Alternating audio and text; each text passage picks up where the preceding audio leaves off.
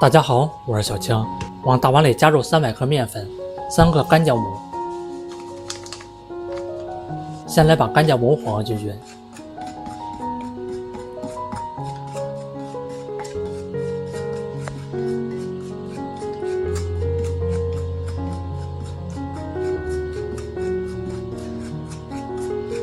下碗里加入50克红糖，再倒入300克开水。先把红糖搅拌融化。我每天都会分享一道家常美食食谱，感谢您在影片下方为我点个赞及订阅支持一下，非常感谢您。红糖水晾至温热，再倒入面粉里，来搅拌一下，一直搅成稍微浓稠的面糊就行。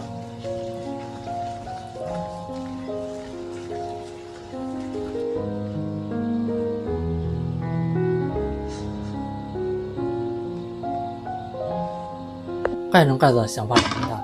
这个时候也已经发酵好了，来看看里面都是蜂窝气孔，搅拌一下，排出里面的空气。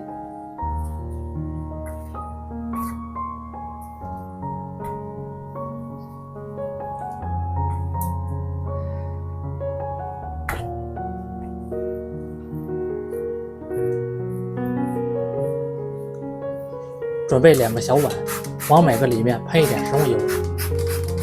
刷一下，刷均匀，可以防粘。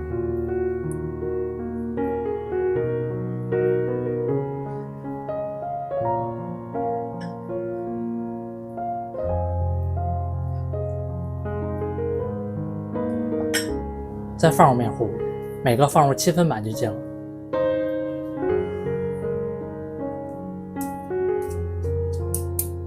来整理一下，整理平整。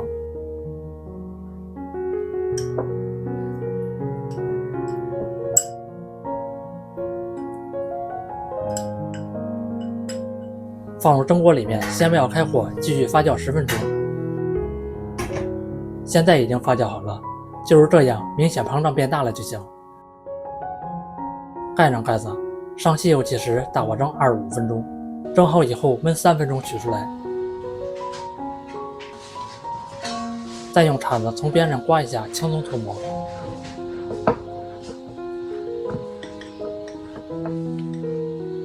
这么一道红糖发糕就做好了，吃起来的口感蓬松暄软，香甜可口。我感觉学会这样做，真的比蛋糕、面包还要好吃，健康无添加。家里有老人小孩的都非常爱吃，做法简单零基础，喜欢吃就赶快收藏起来试试吧。感谢您的订阅支持，我们下期食谱再见。